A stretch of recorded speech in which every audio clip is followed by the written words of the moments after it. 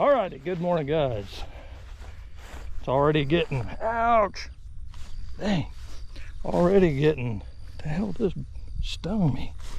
Wow. Hopefully he ain't got a freaking bumblebee in the ground or something out here. Wow. Anyway, this project here is a fill-in project until I can get back in the creek to finish up the cattle feed road. The area around the creek's been too wet to get trucks in and out of there. It'd just pump it up, make a mess, and we'd be pulling trucks out all the time. So this is kind of a fill-in job. But if you've been following me on Instagram, yeah, I've posted several pictures of this job on there.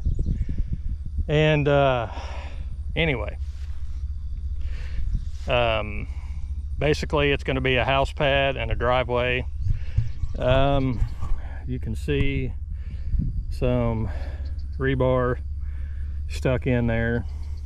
However, the general contractor told me that I have to move everything 20 foot to the south because it has to do with the electric company. They had a meeting with the electric company, and I'm probably going to come off of that pole if I was guessing. But something about it had to be at least 300 feet. If it was 300 feet, it was cheaper. If it was at least 300 feet, it was cheaper. Don't know what the deal is on that, but anyway, it has to do with the electric company. So we're going to push the house back 20 feet. So I have to move the stakes. What's bad was everything was staked, squared, ready to go. Now I got to move it back. We got to come to the south 20 feet. So what I'm going to do is get the measuring tapes out, and I'm going to start moving. Some rebar here. It's got a bit of a slope. I don't know what it's going to do here because I shot it where it's at now. High side here, low side there, 14 inches low down there. I don't know what it's going to do when I move it back. Probably not going to change much, I wouldn't think. Maybe a little. Looks like we're maybe coming up a little bit here, so it may change it a little bit. But anyway, and I'm going to come a foot high on this end because the ground's sloping this way. So I'm going to raise the pad up a foot here. So that's going to put us about 26 inches on the low end. But I'm going to dig this down a foot because this is all farm ground out here. So it's going to be all pretty well topsoil. So I hate, to me, especially if the clay's not great. I've not seen the clay yet. It's several miles northeast, so I don't know what we're getting into there. They've got a farm tractor over there, John Deere farm tractor over there with front end loader on it, but y'all know how that goes. Sometimes you can load it with a tractor, sometimes you can't. Depends on how tough the pile is. So I don't know. That's gonna be a box of chocolates, so to speak, over there. So, but anyway, I'm going to go in and strip this off, like I said, and dig down a foot. Probably wouldn't have to per se on the deep end, but I'll probably take it down to some. Anyway, I'll look and see when I get, I mean, the ground underneath is compacted. It's compacted, but that ground's probably dry, and if I go to putting clay on top of that, that clay's not going to want to stick very well. It's going to want to break up. So what I'll do is probably end up by digging that down some, so the cut that I cut will hold the clay, and the clay not push out to the side. So anyway, that's kind of be the plan. So anyway, here we go.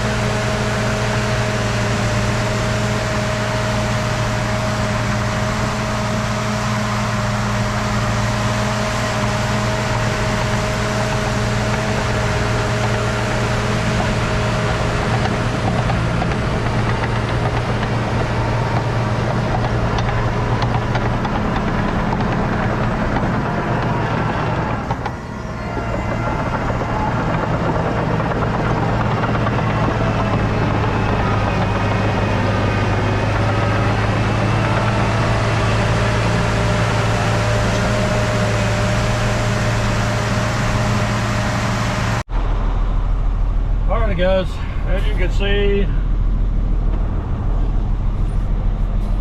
that we got it dug down about 12 inches. That old ground is tight, and so that's why I was going like this. I went down about a foot, give or take. It's set up on a 2-foot over dig around the perimeter. But anyway, I'm getting ready to go over and start getting some clay loaded up. I don't know if you ran out of battery, but I don't know if you heard the popping in the loader. I don't know, it was a weird deal. I thought it maybe had gotten a rock hung up in there, but there's really no rocks in that soil. And I thought, well, the only thing else it could be is the final drive. So I was checking it and everything was good, but the track was real tight. And I think what kind of had happened was some of that dirt got compacted and pushed up there where the sprocket segments push up around the pins, and just got really compacted. I think is what happened, because the track was really tight. And then I very gingerly kind of kept moving it back and forth, and it loosened back up, no more noise. So if there was something in the final, then it would keep doing it. That final there's the one that I put the dual cone seal in, or had the dual cone seal put in, and he kind of had a bit of a time getting it apart, and had to do some heating up in there to get the bearing and stuff to slide off, because I guess there's a special puller or something you gotta use to pull that off with. So I'm a little bit nervous with that final, but so far it's done fine. No noises or nothing like that. So I've been keeping an eye on it. Temperature wise hasn't been really any different than the other side. So a couple, probably, I don't know, 2 or 3 degrees difference maybe. But anyway, yeah, we got a pretty decent little trek ahead of us to get the clay. That's the closest place he can find some clay. As I mentioned earlier, it's pond clay, which is gray. There's a little bit of red in it, but mainly gray, but it seems like it should be some pretty decent stuff. Definitely would be good at sealing a pond up for sure. But anyway, we're gonna head there. We're gonna use that John Deere tractor to load with. It's a fairly decent sized John Deere tractor, so we're gonna try it and see how it goes. Worst case scenario, I'll grab the loader and take up there and use the loader to load with. We'll see how it goes, but he pushed into it pretty good, so we'll see what happens.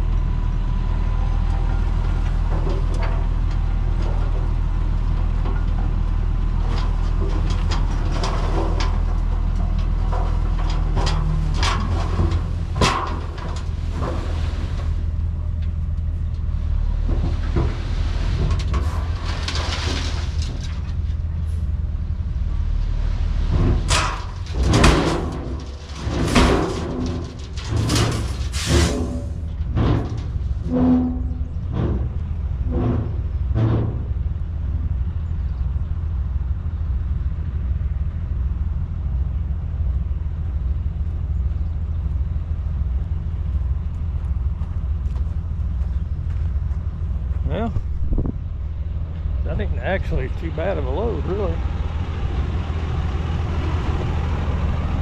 That ain't too bad of a load. Look at that. Woo.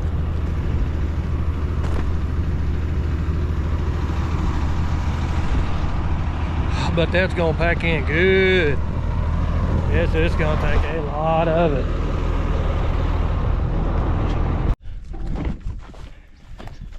Alrighty guys, well, I went and brought the loader out here. I'll just gonna have to take and jockey it back over there here in a little bit, but this stuff is getting so tight, man, and getting so hard. I was so afraid of tearing that tractor up, and it was slow. I'm not used to it. I was getting pretty good at it, but man, I'm just so scared about tearing that thing up. So anyway, I'm gonna set you up here. We're gonna load this sucker up real quick, see if we can't turn our increase our times, because it's taking about an hour a turn. And I mean, I need to, I was wanting to have that pad,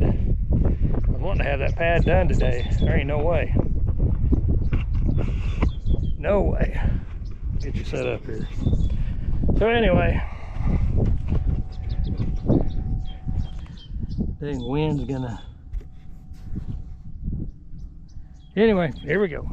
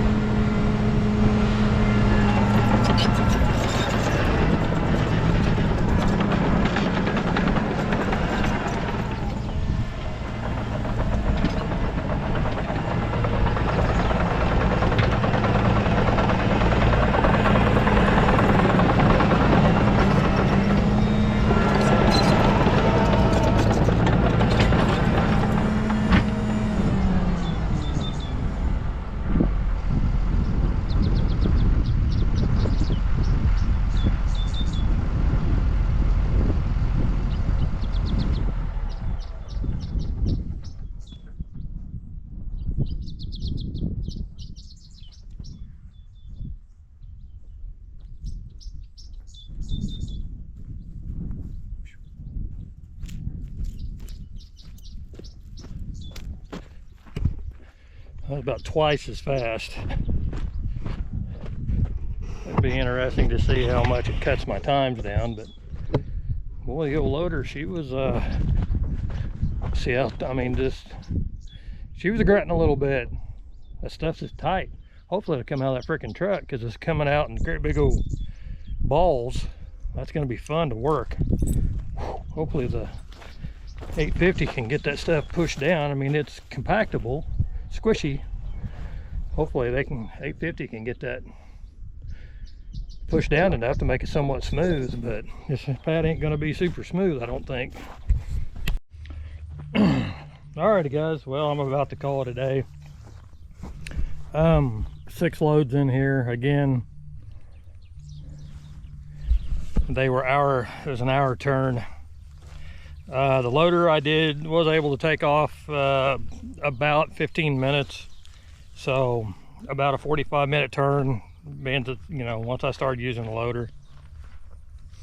I'm going to take right now, I'm going to fire the 850 up, and I'm going to take and try to just kind of get this just kind of shoved out here and kind of break up some of these. Hopefully they'll break up before this sits there and dries out, because if this sits there and dries out, those will turn into boulders and you won't be able to do anything with them. So I'm going to get these knocked down, and another reason why I'm doing this is because I can start backing the dump truck in on top of this, because we're at the shallow point now. But as we progress down, we get 25, 26 inches down here. Well, you can see that yellow insulator on that post right there. That's how high the pad's going to be once it gets down to that point. So anyway, lots more to haul, but that'll give me the opportunity, like I said, start backing the truck in and dumping, and backing the truck in and dumping, and, you know, knocking it down and backing the truck in on top of it to help compact it. So another reason why I started up here at the shallow end. So I'm going to set this thing up and fire the 850 up and see if we can't knock this down real quick. Then I'm going to go to the house. These old dirt roads about beat me to death. Poor old trucks. All nasty, and now the starter's going out on it, so hopefully it'll start. I may be spending the night here.